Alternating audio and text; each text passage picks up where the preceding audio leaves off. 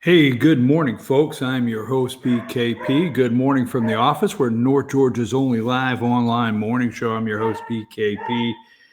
And there is the phone number on the screen and the email address. Got the little extra effects here, maybe the barking dog in the background. Yeah, that could happen around here. Trust me. And there is all the social media ways to follow the show. Now, it takes me just a second when I'm not in my day-to-day studio to get focused. And like I said, we got a little background noise with the little pooch in the background barking. So let's say this morning, what impeachment? How many times a day can somebody say impeachment and look at it in so many different ways? So obviously there's nothing new here. The hashtag deep state corporate corrupt media is not going to investigate in any detail on anything. Okay. The media yells questions and they call themselves journalists. They yell questions as the president's heading out on the lawn of the White House lawn there to get on Marine Force One. And they yell questions about the whistleblower. Real journalists would investigate this all the way through. Now, as many have said, what has happened here and really took place is Trump has flown too close to the sun, is what they're calling it. He's too close to the sun here. He almost touched right on and unravel everything that's happened in the Ukraine, where Hillary, Brennan, Eric Chiamella, the whistleblower, he's touched on every rail of Biden, and they had to pull the emergency alarm switch. They did. Break in case of emergency. They couldn't wait another day because Trump touched that rail in that phone call. All right. Vindman, if that's his name, if that's your real name, Vindman, let me just say this. We're going to get on some other things here because I've got my pictures up here. Let me just find one of him very quickly. Just anyone. Go to number 23. This fully decorated colonel, number 3 here. 23. I'm sorry, 23. Vindman. Oh, there's my White Sox again under the table. I keep forgetting my White Sox show up in here, but you're just going to have to go with it. Okay. Redneck, White Sox, and Pabst Blue Ribbon beer. But here, this guy here is a never Trumper, and he's on the phone call. Never Trumper Vindman is on the phone call. Democrat, never Trumper, political partisan colonel is on the phone call. He goes to Secret Service operative number 7, Eric Charmella. That's number 7. Eric Charmella. Now, let me say this, and I don't think I want to get into it now. When everybody says he went directly to shift, I actually believe he did not. And I will tell you later why I believe that. But there is the whistleblower. So the phone call happens. Number 23, Vindman, I think that's his name, right? Vindman. He is on the phone. He is actually on the phone call. He runs to number 7, Eric Charmella. Eric Charmella has a nice connection to our number 2, John Brennan, and they go and formulate and file a whistleblower complaint. Because as soon as Vindman heard this on the phone, now other people being interviewed said, I heard it. I was a little concerned. I was like, oh, Mr. President, do you really need to go there? Whatever. Nothing that alarming that I had to go report it. You got to understand, all the other people testifying didn't have to go report it. Nothing that alarming. But these here. So we're going to look into that because they're yelling questions on the White House lawn. about. So when I say start, we're already 8:05. Did you see this anywhere in the Sunday news reports? Any Sunday shows? Have you seen this morning? CBS, ABC, Good Morning America. I mean, these are the things, what I'm about to show you. This is something that if happened during Obama, CNN would have full 1 hour shows highlighting how this took place, how great it is. MSNBC, CNN, CBS, ABC, they would all be doing segments this morning. If President Obama's in office and this happens, now wait for it, and this happens, you would have heard nothing else but this on the Sunday shows. You would have heard nothing else but this all morning long, and they would blow this up. Give me number 15. I can't see the screen, so give me number 15. All right. Black unemployment hits record low. The jobless rate for African Americans fell from 5.5 to 5.4, the lowest on record dating back to 1972. The healthy job market is boosting the fortunes. Boosting the fortunes of Black people and other groups that have struggled. Now leave that up for a minute because I want to see where I got that article from. Well, I got that from a USA Today. Okay. So leave that one up there a minute. Black unemployment. Now, the only reason I want to do this is because job numbers hit higher than expected. Okay. Now, when you start looking at the wins against you, I mean, if you are walking north and south winds are coming at 40, 50 hurricane strength, and you're trying to move forward, I mean, I know this sounds silly, but just that is the best example I can get is this administration, President Donald Trump, the American economy, each and everything he's tried to do and trying to do for this country is got headwinds like you would not believe. I mean, this guy is walking into 100 mile an hour plus a Cat 5 hurricane from the media 7 days a week. I mean, it's a wonder we have an economy. It's a wonder they have not exploded it and put the hand grenade in the economy. They're trying everything they can. I mean, they're trying everything to dismantle this economy. Let me go to, let's see what I got on this one. Give me number 9. Number 9, the Wall Street Journal. U.S. adds 128,000 jobs in October, beating expectations, right? That's number 9. Let's look at number 13. Give me number 13.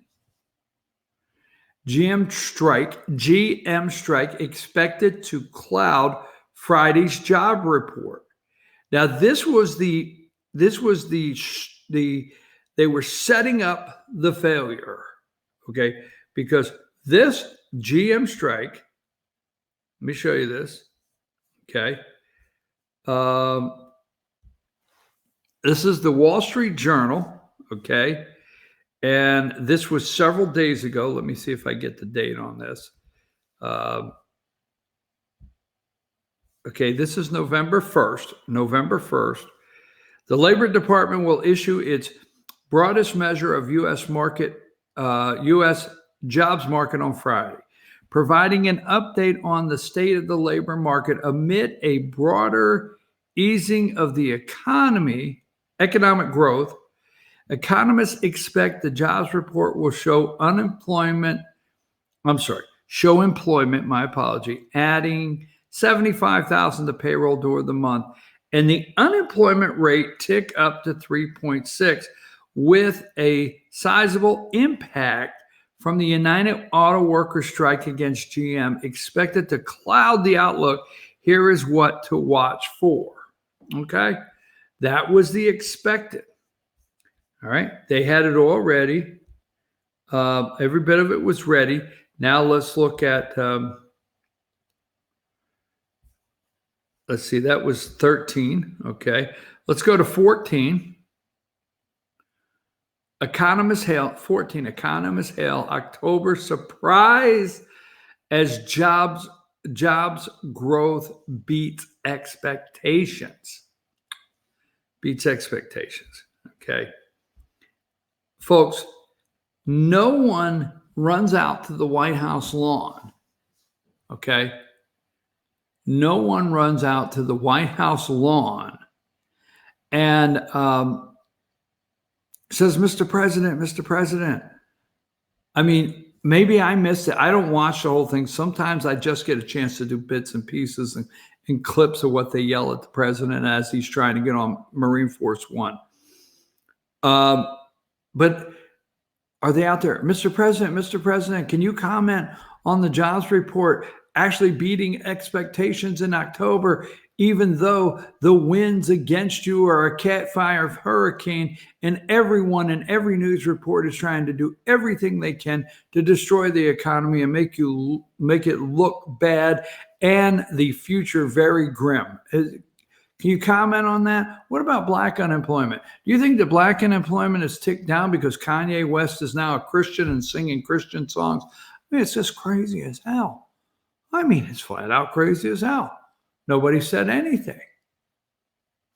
Look, I'm going to take a little break because I'm going to get ready here to do some other things. I wanted to open with the jobs report, flat out.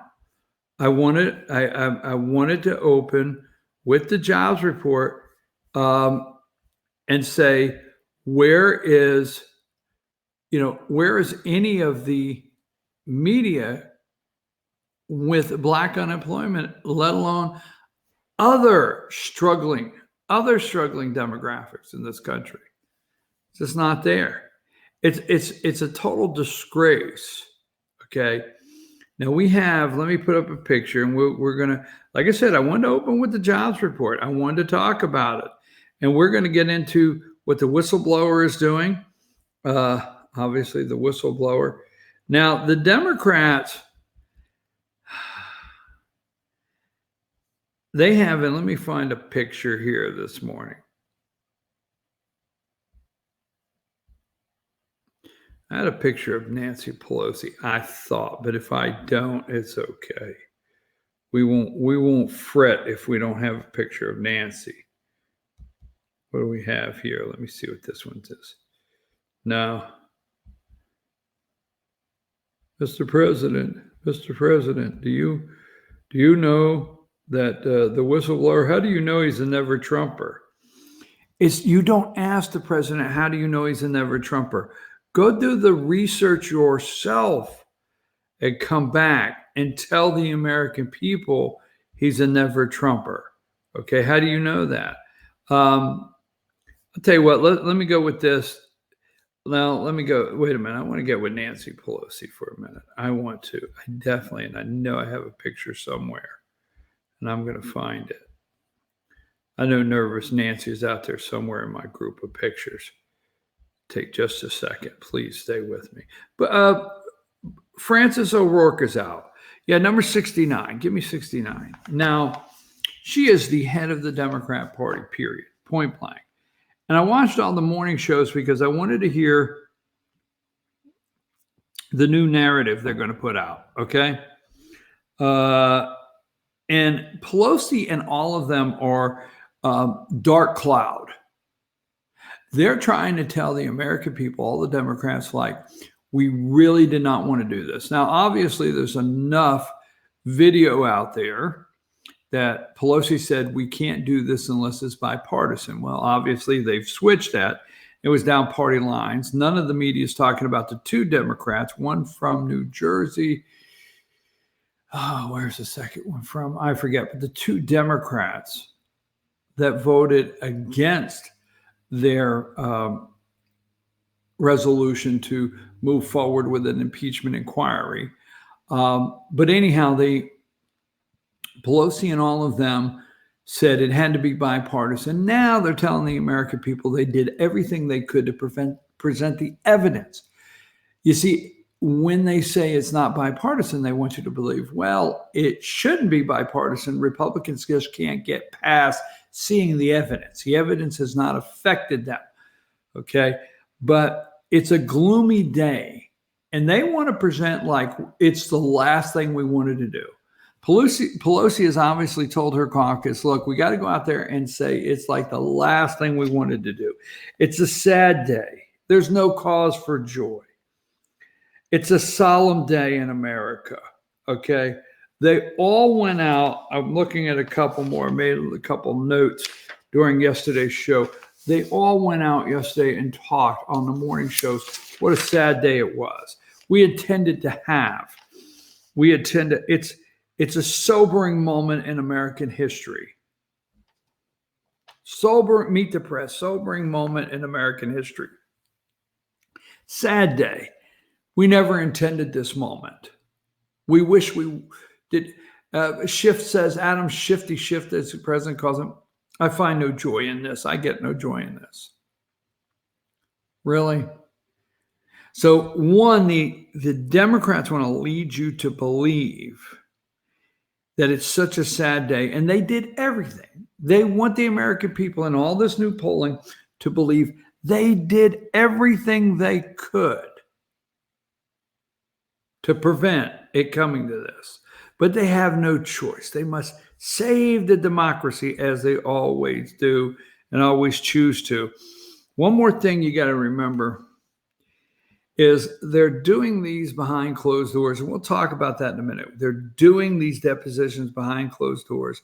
They're yelling at Republicans that they were behind closed doors in Benghazi. How dare them, with Ambassador Stevens being dead and killed and drugged through the streets, and the lies they told in that. But anyhow, they're doing it behind closed doors. Then they have this sham of an impeachment referendum vote on the rules.